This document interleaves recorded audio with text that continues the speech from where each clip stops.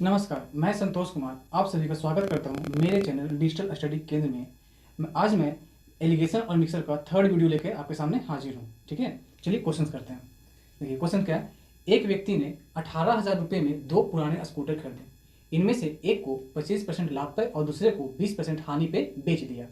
इस पूरे सौदे में ना उसे लाभ हुआ और ना हानि हुआ, तो लाभ पे बेचे गए स्कूटर का क्रय मूल्य बताइए। चलिए देखते हैं इसे। देखिए वो दो स्कूटर खरीदा, ठीक है। उसने दोनों स्कूटर 18,000 रुपये में खरीदे हैं, ठीक है। देखिए तो एक स्कूटर आइए दूसरा स्कूटर। पहले स्कूटर को वो बोलता है कि 25%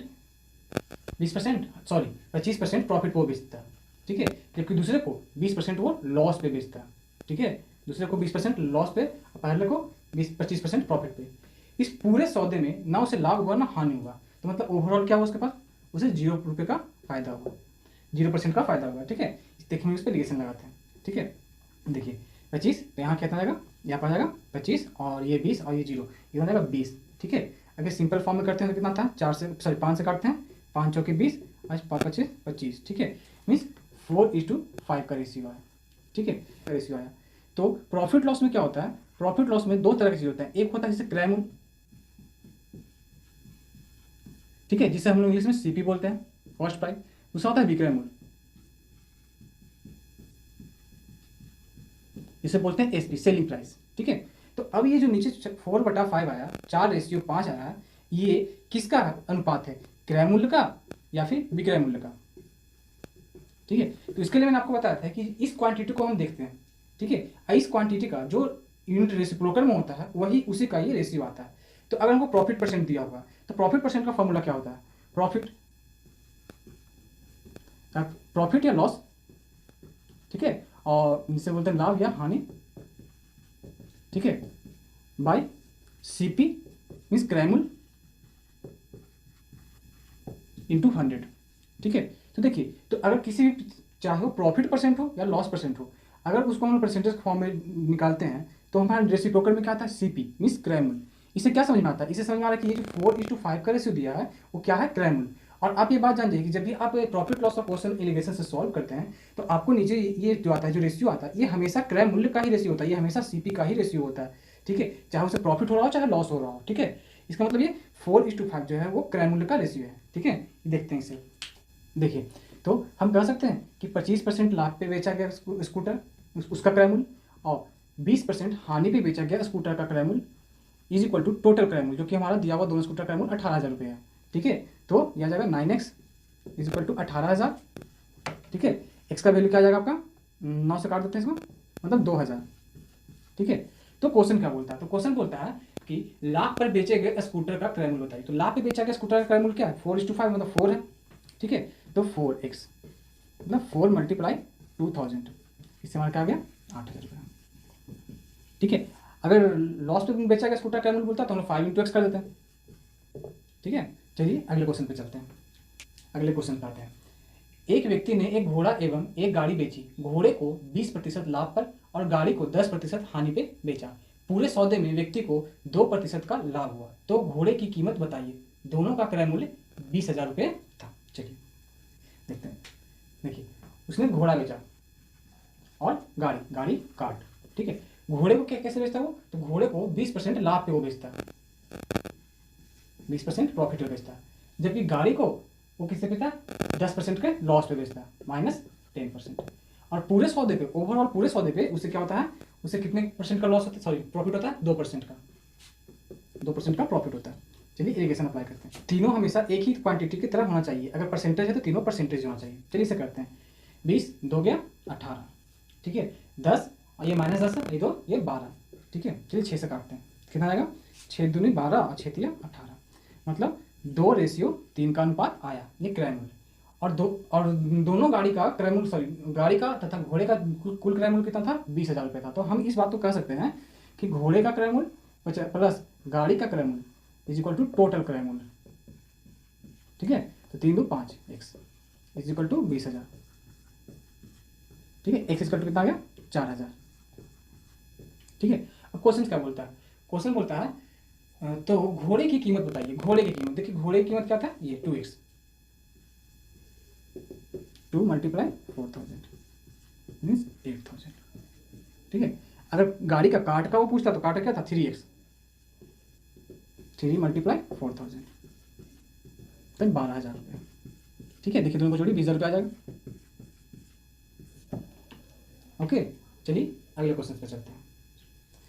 एलिगेशंस का यूज करके हम लोगों ने इससे पहले प्रॉफिट और लॉस का क्वेश्चन देखा। ठीक है, अब हम लोग क्वेश्चन देखते हैं टीडीएस, टाइम, डिस्टेंस और स्पीड क्वेश्चन, चाल, दूरी एवं समय से संबंधित क्वेश्चन। चलिए इसे देखते हैं। ठीक है, क्वेश्चन क्या है, एक व्यक्ति 40 किलोमीटर की दूरी में से कुछ दूरी वह बस द्वारा तय करता है तथा शेष दूरी वो पैदल चलकर तय करता है।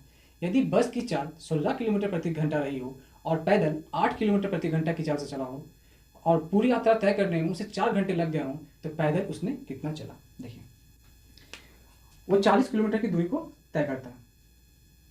ठीक है, और 40 किलोमीटर की दूरी तय करने में वो कुल कितना समय लेता है, 4 घंटा। अभी 40 किलोमीटर की दूरी, कुछ दूरी वो बस से तय करता है और कुछ दूरी वो पैदल तय करता है ऑन फुट। ठीक है, तो एवरेज जो उसका स्पीड है वो कितना है, 10 किलोमीटर प्रति घंटा, 10 किलोमीटर प्रति आवर। चलिए देखते हैं इसे। देखिए, जो बस का स्पीड रहा और जो ऑन फुट का स्पीड रहा, पैदल का स्पीड रहा, ठीक है, तो बस द्वारा जो है 16 किलोमीटर प्रति घंटे की चाल से चला, जबकि पैदल जो है वो 8 किलोमीटर प्रति घंटे की चाल से चला। ठीक है, और कुल जो स्पीड है उसका, मतलब एवरेज स्पीड जो है वो कितना रहा, वो रहा 10 किलोमीटर प्रति घंटा। ठीक है, एलिगेशन अप्लाई कर देते हैं। 16 में से 10 गया 6 और 10 में से 8 गया आपका 2, मतलब आया 1:3, 1:3 का है। ठीक है, अब देखिए ये जो है, ये देखिए यूनिट को देखिए, किलोमीटर प्रति आवर, मतलब किलोमीटर प्रति घंटा। ठीक है, तो रेसिप्रोकल में घंटा, इसका मतलब ये जो रेशियो आया आपका समय का रेशियो आया, समय का अनुपात आया। ठीक है, तो अब देखिए क्वेश्चन क्या हमारा, तो उसने पैदल कितना चला। ठीक है, तो उसने पैदल ऑन फुट, देखिए उसको कुल समय कितना लग गया था, टोटल टाइम उसे कितना लगा था, 4 आवर। ठीक है, तो इसे मैं कह सकते हैं ना कि 1x + 3x = 4। ठीक है, x का वैल्यू कितना आ गया 1। ठीक है, x का वैल्यू कितना यहाँ से 1 आएगा। ठीक है, अब ऑन फुट बोलता है पैदल, तो पैदल कितना चला था वो 3x, मतलब 3 × 1 मतलब 3 घंटा, मतलब उसने अपनी पूरी यात्रा में 3 घंटे का वक्त वो पैदल चला। ठीक है, और 1 घंटे का वक्त वो बस से चला। ठीक है, अगले क्वेश्चन पर हम लोग आते हैं। नेक्स्ट क्वेश्चन, अब हम लोग एलिगेशंस का यूज करके एसआई के क्वेश्चंस को सॉल्व करेंगे, मतलब साधारण ब्याज का। ठीक है, चलिए हम लोग साधारण ब्याज के क्वेश्चंस को देखते हैं। कार्तिक ने 30,000 रुपये का उधार का कुछ भाग 12% में तथा कुछ 10% के दर पर उधार लिया। यदि 2 साल बाद वह 36,480 रुपये का ऋण अदा करता है तो वह 12% पे कितना ऋण लिया था। चलिए देखते हैं इसे।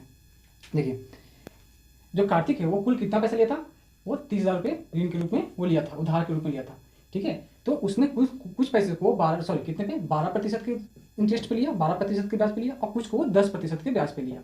ठीक है, और वो 2 साल बाद ये जो है वो 36,480 रुपये अदा करता है, 36,480 रुपये अदा करता है। तो देखिए, तो इसे हम लोग 2 तरीके से बना सकते हैं। या तो हम लोग एक बार मान लें कि वो जो 30,000 है वो 30,000 जो था वो 12% के दर पे लिया था। ठीक है, और एक और मान लेते हैं कि वो 30,000 था, वो पूरा 30,000 वो 10% के दर पे लिया था, ऋण पे लिया था। तो इसमें हम 2 तरह से सॉल्व कर सकते हैं, या तो तीनों को परसेंटेज में, इसे परसेंटेज में, इसे परसेंटेज में, और कुल कितना ब्याज उसे भी परसेंटेज में लिख देते हैं।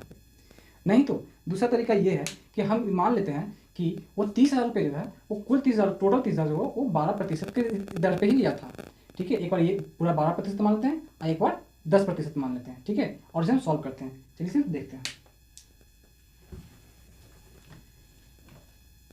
इसे अगर निकालेंगे तो देखिए, तो यहाँ तो है वो 1 साल में कितना हो जाएगा, 1 साल में अगर इसका बात किया जाए तो 1 साल में 36,000 रुपया होगा। ठीक है, देखिए 30,000 का 12%, अगर इसे निकालते हैं तो कितना होता है, 12 का 12 चौबाती 3600। ठीक है, 3600, क्योंकि लेकिन ये जो है ऋण जो वो 2 साल के अंत में चुकाता है, तो 3600 कितना हो जाएगा आपका 7200। ठीक है, तो 12% के हिसाब से लेता है तो वो सिर्फ 7200 रुपये ऋण के रूप में अदा करना पड़ता है। ठीक है, और 10% के हिसाब से लेता है तो 1 साल में कितना 3,000 और फिर 2 साल का 6,000 रुपये। लेकिन वो 2 साल के अंत में कितना अदा करता है, तो 2 साल के अंत में 6,480 रुपये अदा करता है, 6,480 रुपये अदा करता है। ठीक है, चलिए हम उसको एलिगेशन लगाते हैं। ठीक है, तो याद आएगा आप कहाँ पे 720। ठीक है, और इधर से करते हैं तो 6 से 480। ठीक है, चलिए इसे हम लोग अथी करते हैं, काटते हैं, 12 से काटते हैं, 12 चौबीस 32 48 और 72। अभी और ये सिंप्लीफाई होगा तो आएगा 2:3। ठीक है, 2:3 आया। ठीक है, उसको द्वारा लिए गए कुल पैसा कितने थे, तो कुल पैसा जो था वो 12% वाला और 10% वाला, और कुल मिला के कितने लिए गए थे पैसे, 30,000 रुपये। ठीक है, तो यहाँ से अगर x का वैल्यू निकालते हैं तो x का मान हमारा कितना था, 30,000, अब आएगा 5 मतलब 6,000 रुपये।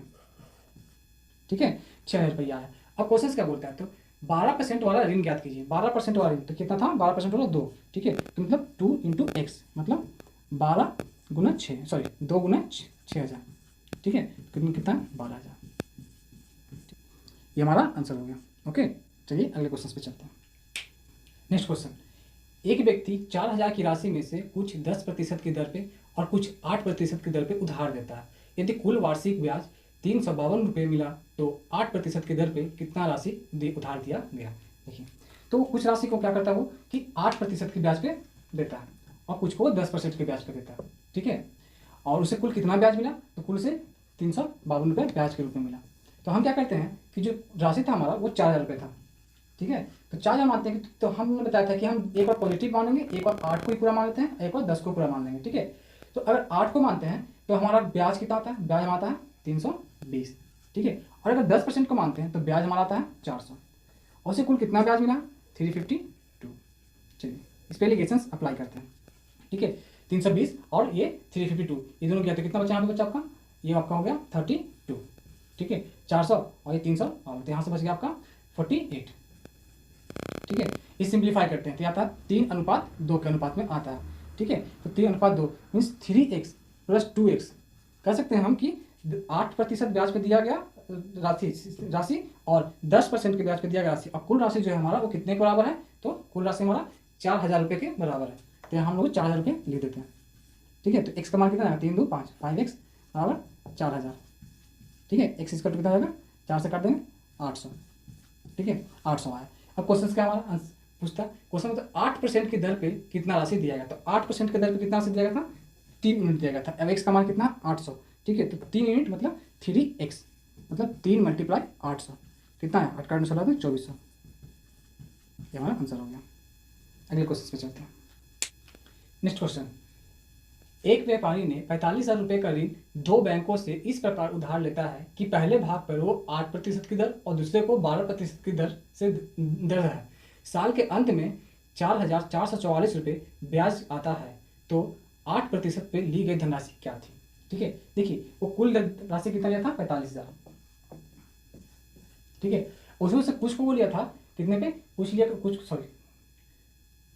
को लिया था वो 8% की दर पे और कुछ को लिया था वो 12% की दर पे। ठीक है, 12% की दर पे। इसे भी हम लोग सही करेंगे, 45,000 तो एक और 8% मान लिया जाएगा और फिर एक और 12% मान लिया जाएगा, और कुल जो ब्याज मिला वो यहाँ दिया हुआ, तो इसी से रेशियो निकल जाएगा। ठीक है, चलिए इसे बनाते हैं। तो अगर 8% की दर पे इसे कुल कितना ब्याज मिलेगा, 3600। ठीक है, अब 12% की दर पे इसे 5400 रुपये ब्याज के रूप में आएगा। लेकिन उसे ओवरऑल ब्याज कितना आया, तो 4,440 रुपया, 4,440 रुपया। ठीक है, सब एलिगेशंस लगाते हैं, यह सब चेक करेंगे तो कितना आएगा, 960। ठीक है, यह सब चेक करेंगे तो 840। ठीक है, इसमें 24:21 का रेशियो है। देखिए अभी भी रेशियो जो है वो सिंपलेस्ट फॉर्म में होगा, और भी अभी कटेगा ये, लेकिन हम नहीं काटेंगे। क्यों नहीं काटेंगे, देखिए तो इस पे लिया गया ब्याज 8% की दर से लिया गया ब्याज प्लस 12% की दर से लिया गया ब्याज बराबर कुल रुपीस। ठीक है, तो सॉरी ये 24 था। ठीक है, तो यहाँ से कितना आएगा, 45x = 4500। इसे काट देंगे तो कितना आएगा, x = 1000। ठीक है, अब क्वेश्चन क्या बोलता है हमारा आंसर, 8% पे ली गई धनराशि क्या थी, तो 8% पे ली गई धनराशि 24 मीन्स 24 × 1000 मतलब 24,000 रुपये। तो नेक्स्ट क्वेश्चन क्या बोलता है, नेक्स्ट क्वेश्चन बोलता है कि एक दुकानदार के पास कुर्सी और मेज 2:3 के अनुपात में हैं। इनमें से कुर्सी को वह 17% लाभ पे बेचता है और मेज को किस कीमत पे बेचे कि पूरे सौदे पर उसे 2% का लाभ हो। ठीक, देखिए यहां से हमारा जनरेट था रिवर्स एलिगेशन का। ठीक है, इसमें क्या है आपको कि इसमें आपको आंसर दिया रहेगा और किसी एक चीज को पूछेगा। ठीक है, जैसे देखिए क्वेश्चन करते हैं, जैसे कहता है कि चेयर, ठीक है, और टेबल, ये दो चीज है। ठीक है, चेयर को सॉरी इन दोनों का जो थी रेशियो है वो 2:3 का रेशियो है, ठीक है। तो ये रेशियो दिया हुआ है, ठीक है, और साथ में ये भी दिया हुआ है वो चेयर को 17% के लाभ पे बेचता है, जबकि टेबल को वो कितना बेचता है ये हमें नहीं पता, यही हमें निकालना है, ठीक है। और ओवरऑल जो है वो ओवरऑल उसको कितना, सॉरी ओवरऑल का था कुल पे उससे 2% का लाभ होता है। चलिए यहाँ पे एलिगेशंस लगाते हैं, तो यहाँ से एलिगेशंस लगा, तो यहाँ से लगाएंगे तो यहाँ पे कितना आ जाएगा आपका 17 से 2 गया, ये आपका आ जाएगा 15, ठीक है। और ये मुझे नहीं पता क्योंकि मुझे पता ही नहीं, लेकिन यहाँ देखिए आंसर जो हमारा वो दिया हुआ 2:3। तो अगर 3 का वैल्यू 5 है, इसका मतलब कि 3 में जो है 5 से गुना किया गया होगा, तो अगर तो इसमें भी हम 5 से गुना करेंगे, तो अगर 2 में 5 से गुना करेंगे तो 10, ठीक है। अब देखिए इन दोनों को जोड़े या घटाएं, ठीक है। तो देखिए एक वैल्यू जो है 17 2 से वो ज़्यादा है, और ये वैल्यू जो है वो 2 से कम होना चाहिए। मैंने आपको पिछले ही क्लास में बताया था कि ये जो वैल्यू होता है इन दोनों के बीच में होता है, इससे एक वैल्यू बड़ा और एक वैल्यू क्या होता है, छोटा होता है। तो अगर इन दोनों करें, तो अगर इन दोनों को जोड़ते हैं तो 12 आता है, जो कि पॉसिबल नहीं है, ठीक है। अगर इन दोनों को घटाते हैं तो यहाँ से कितना आएगा -8, जो कि मीन्स वो 8% का लॉस पे बेचता है, मतलब उसे क्या होता है, जो टेबल होता है उसे 8% का वो लॉस पे बेचता है, हानि पे बेच देता है, ठीक है। चलिए नेक्स्ट क्वेश्चन, ये था हमारा रिवर्स एलिगेशन, जिसमें आपको आंसर देके उसके प्रॉफिट और लॉस के बारे में पूछेगा, ठीक है। चलिए नेक्स्ट क्वेश्चन पे देखते हैं।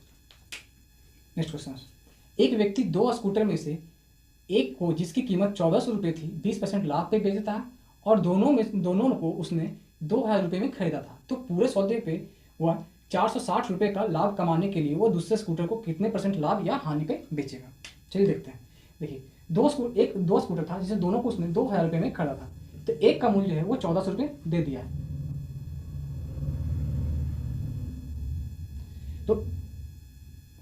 तो दूसरे का मूल्य कितना हो जाएगा, दूसरे स्कूटर का मूल्य आपका 600 रुपये हो जाएगा, ठीक है। यहाँ से मैं रेशियो में कन्वर्ट करता हूँ इसे, तो यहाँ जाएगा 2 से काट देंगे तो आ जाएगा 7:3 का रेशियो, ठीक है।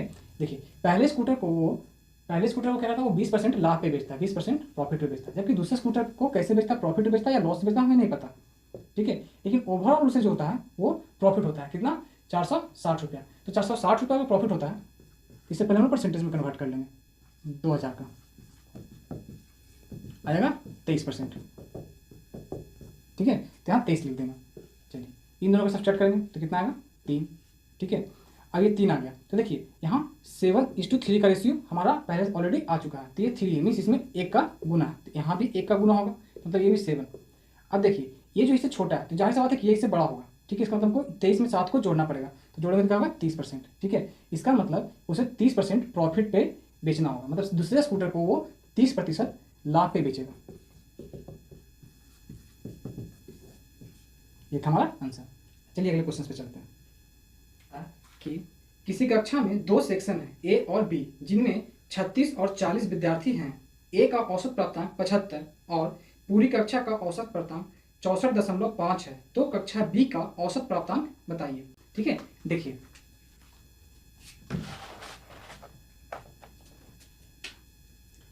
सेक्शन ए और सेक्शन बी दोनों विद्यार्थियों की संख्या वो दे दिया है, विद्यार्थियों की संख्या कितना दिया, ये 36 है और यहाँ पर कितना 40, ठीक है। अगर इसे हम लोग 4 से काटते हैं तो 4 से 9 और 4 से 10, मीन्स वो रेशियो दे दिया है, रेशियो क्या 9:10 का रेशियो, ठीक है। अब कहता है कि कक्षा ए में जो बच्चे हैं उनका जो औसत प्राप्तांक है वो 75 है, ठीक है, जबकि कक्षा बी का औसत प्राप्तांक नहीं पता, और ओवरऑल जो औसत प्राप्तांक है वो है 64.5, ठीक है। चलिए अब यहाँ पे एलिगेशन लगाते हैं। देखिए तो ये एलिगेशन हमको दिया हुआ ये 10 है और ये कितना है 9 है, ठीक है। तो देखिए अगर यहाँ से सब्ट्रैक्ट करते हैं तो आता है 10.5 आता है, ठीक है। तो 10.5 आता है तो इसमें कितना से मल्टीप्लाई किए, देखिए 10x is equal to 10.5 means x is equal to कितना जाएगा 10.5/10 मीन्स 1.05, x का वैल्यू कितना है 1.05, तो यहाँ भी हम 1.05 से मल्टीप्लाई करेंगे, क्योंकि इसमें अगर 1.05 से गुना है तो यहाँ भी 1.05 से गुना होगा, तो अगर हम 1.05 से 9 में गुना कर लेंगे तो कितना आएगा हमारा 9 × 5 = 45 और ये 9 मतलब कितना आएगा 9.45, ओके। अब देखिए 9.45, अब ये जो है इससे क्या है बड़ा, तो इससे छोटा होना पड़ेगा, और अगर हम इसको इसमें जोड़ देते हैं तो जोड़ने से क्या हो जाएगा ये भी बड़ा हो जाएगा, जो कि पॉसिबल नहीं है, ठीक है। इसका मतलब हमको इसमें से घटाना पड़ेगा, तो अगर इसमें से हमको इसे घटाना पड़ेगा तो हमारा कितना आ गया यहाँ पर घटा के तो 55.05 मीन्स सेक्शन बी में जो बच्चे हैं उनका औसत प्राप्तांक कितना है 55.05, ठीक है। सेक्शन बी का औसत प्राप्तांक कितना है 55.05, ये हमारा आंसर हो गया। और क्वेश्चंस हम लोग अगले क्लास में देखेंगे। अगर मेरा पढ़ाया हुआ आप लोग को पसंद आया तो प्लीज़ मेरे चैनल डिजिटल स्टडी केंद्र को लाइक करें, सब्सक्राइब करें और जितना ज़्यादा से ज़्यादा हो सके शेयर करें। Thank you for watching.